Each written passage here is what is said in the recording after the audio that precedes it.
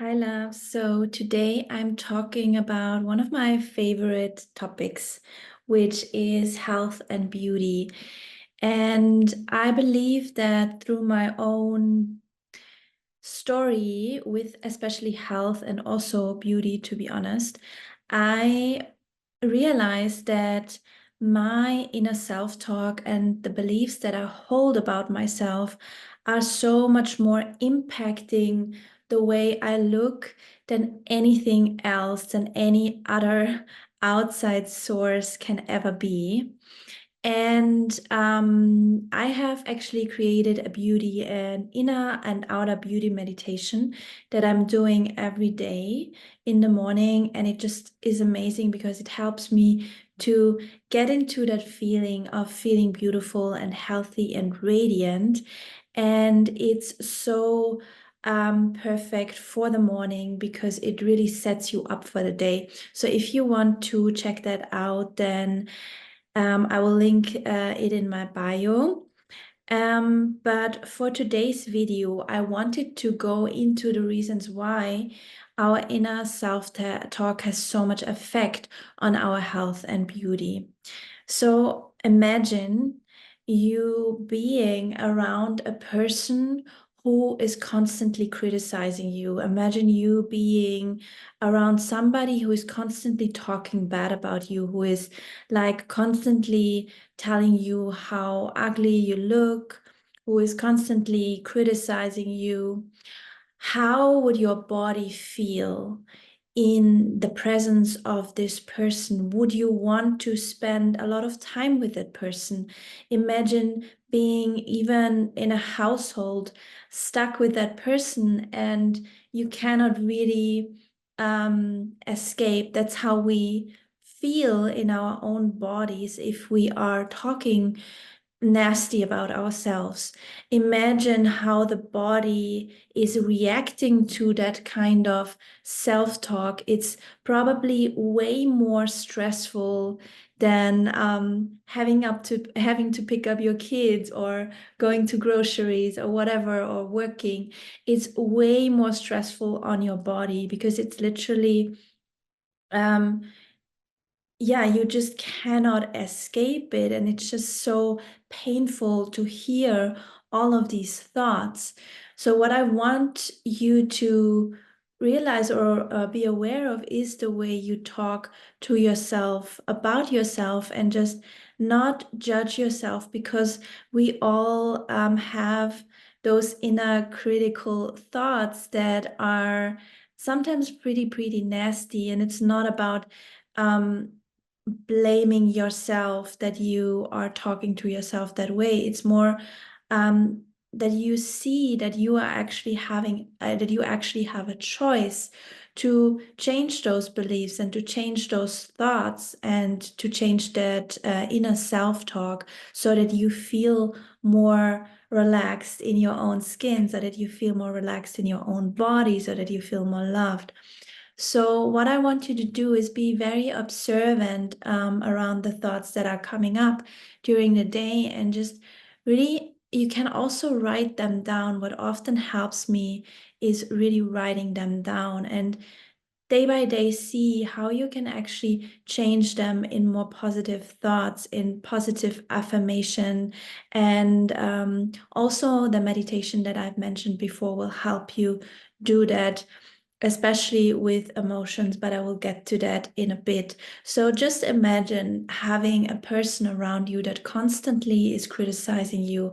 Your body is really under so much stress when you are doing that, and it releases stress hormones, which then also has a lot of other effects on your body, on your health, your hormonal balance, and it just makes you way more stressed out than if you would really love yourself and talk beautifully about yourself. So I also um I also remember times when I was like be when I was around somebody who would compliment me continuously on my beauty and how I looked.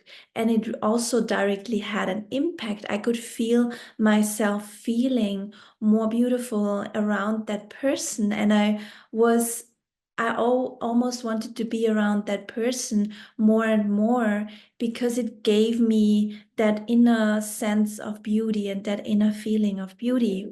And how amazing would it be if we would be this person for ourselves, if we would really feel so loved by ourselves, so confident and so comfortable in the presence of ourselves. And I believe that this practice, the daily practice of observing your thoughts and then like writing down affirmations, also like working with your subconscious mind and allowing all the emotions in your body to come up, will continuously help you to feel more radiant, feel more beautiful in your skin, and feel way more healthy. And I want to kind of like talk a little bit about my own story here because I think it's so important to know. So I have struggled a lot in my 20s. I had lots of hormonal imbalances in my 20s. And I believe that they really came from, first of all, taking the pill for such a long time. I was immediately, when I got my period, I was immediately put on birth control. And I was very harsh on myself my whole life. I had such a bad inner self-talk. I was really like miserable, and I was like telling myself lots of nasty thoughts. I remember just being continuously in that environment of feeling like you're not worthy, you're not loved, you're not seen. Feeling that in my body continuously really led to me being so imbalanced with my hormones. I had like lots of hair loss in my 20s. I had the acne around my mouth. I felt really, really depressed for a long time. I also had very dry skin. I would have mood swings all the time. I also would have like changes in my weight all the time because I was constantly like in those hormonal imbalances. And it just led to me feeling really bad in my 20s. So everything stopped with me finally understanding that my health is my own responsibility, my beauty is my own responsibility. And I first started to, after I quit my job, which was also super stressful for me, I started to work on my inner self and I started to do hypnosis sequences. I started to talk more kind to myself. And at the time when I quit my job, I actually didn't have my period for 7 years because I was so hormonally, my imbalances were so strong that my body felt like it couldn't bear a child. So I didn't have my period back then. And what then happened is I started to really work on myself. And I think it took me about 8 to 12 weeks, which is really nothing, to change that around and to get my period back and to also feel already much more confident within myself by only like doing this for 8 to 12 weeks. And this is nothing.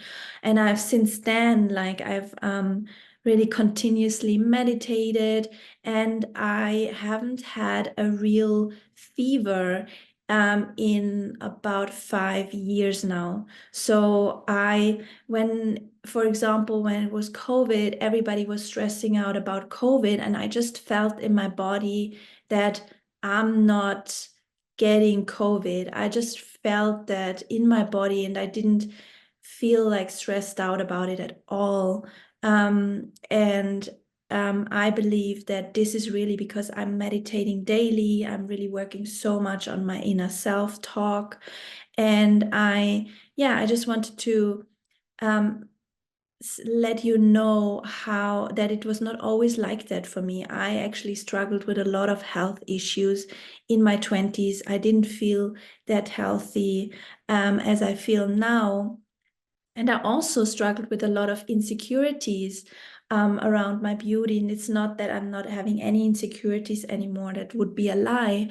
But I really felt like I wasn't beautiful at all. And when I'm looking back and seeing pictures of myself, I see somebody who's very beautiful, but I just couldn't see it because I was so much in my head and I just wanted to be perfect all the time. And I just wanted to, um, yeah, I just wanted to be perfect. And I could never match my expectations. And I had such a bad self-talk.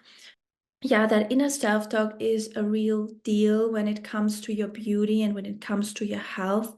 And the emotional part of that, our thoughts are basically only the cause of underneath of subtle or like more stronger emotions that we hold in our body. So our body is actually designed to let emotion flow through it. We are not meant to hold on to emotions for that long. I think it's about 60 seconds, and the usual emotion takes to flow through our body if we are like, if we are letting it flow, not resisting it, not trying to hold on to it. It should take about 60 seconds around that time. But what we are so often doing is by judging our emotions, by especially the harsh one, especially anger, like sadness, grief, shame, like disgust, all of these like very like low kind of emotional frequencies, we try to not feel them. We suppress them. We don't want to feel them. And what happens is our body actually holds on to them. And that's why at a certain moment, you don't even.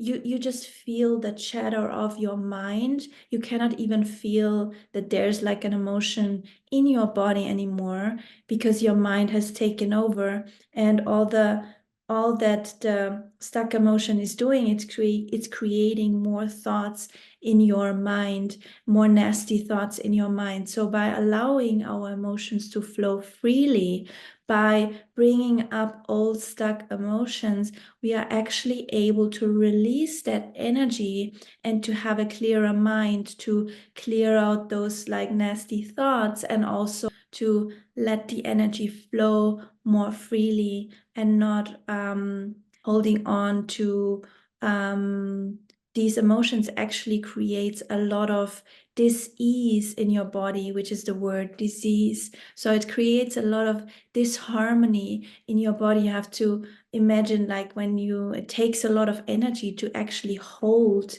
in your emotions. Our bodies are designed to allow emotion to flow freely.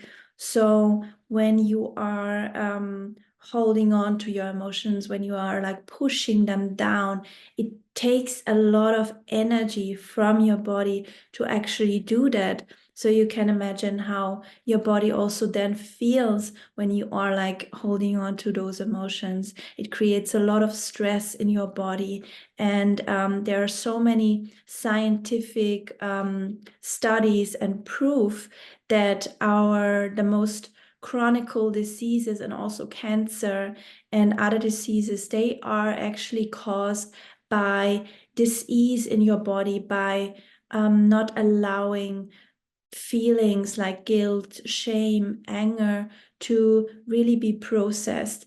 And by being processed, I mean accepting that you feel that way. It can be as simple as just telling or just saying out loud, I am feeling angry right now, and it's okay.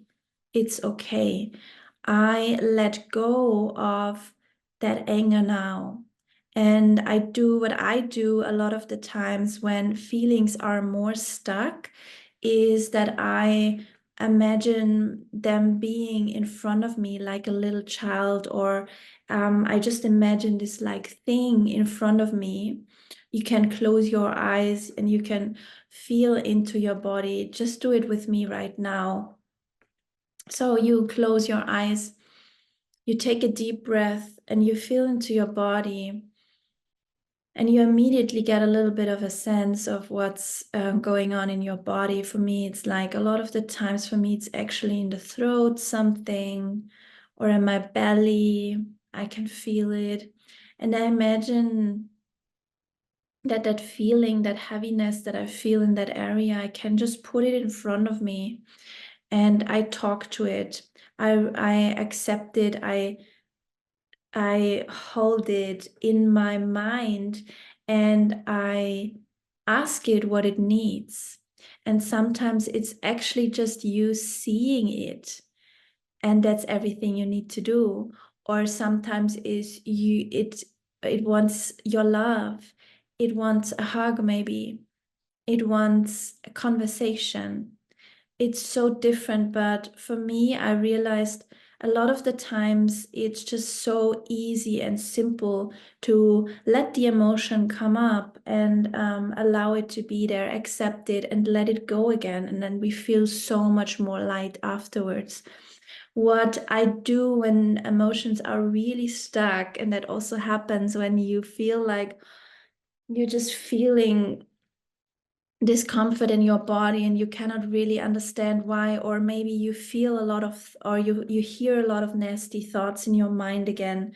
Write it down, and what I want you to do is I want you to dance with it. I want you to express it. I want you to almost like, you know, express the feeling with your body, because your body is really the vessel that your feelings are flowing through. So if you are able to kind of get to kind of like express that feeling in your body, it's allowing the natural flow of the energy, and it allows you to actually let it go at some point.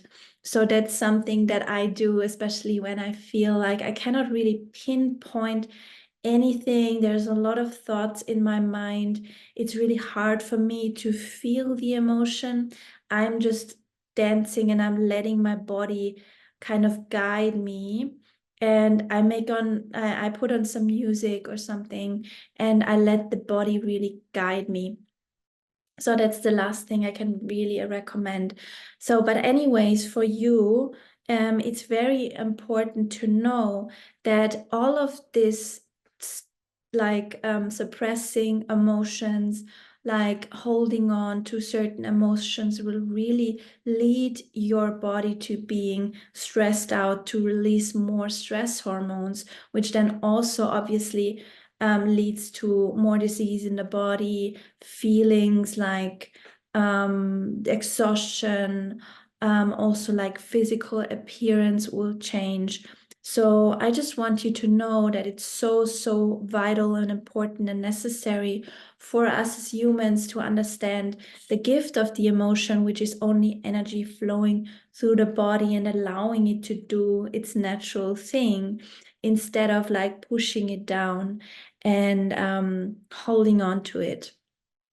And that's what we've learned. So don't punish yourself as well if you are programmed like that, and if you are not allowing your emotions to express themselves right now. And with expressing them, I don't mean you are like going out shouting at the next person. That wouldn't be really that's not at all what I mean. It's by you like really giving yourself space, by you putting on a song and like really expressing your emotions through that. Or maybe you are the kind of artsy person. I also sometimes draw, for example, and I can feel that when I'm like using my emotions to be more creative and like draw something or paint something, I also get a lot of satisfaction out of that. So maybe you can resonate with that even more than with the dancing.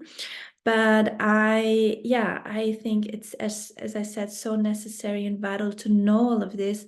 And when you want to dive more into that, I'm definitely going to post more videos on that, on beauty and health, because it's such a big part of my life, and I haven't talked as much about it as I actually want, so I'm going to do that more. But what I definitely can recommend, if you want to read something about this, especially the emotional release technique, I can very much recommend the book Letting Go of David Hawkins. I will also link that down below. And so that's it for now. I think I've talked already for a while. As I said, I'm going to link the meditation as well down there. It's such a beautiful meditation. I really can recommend you checking it out.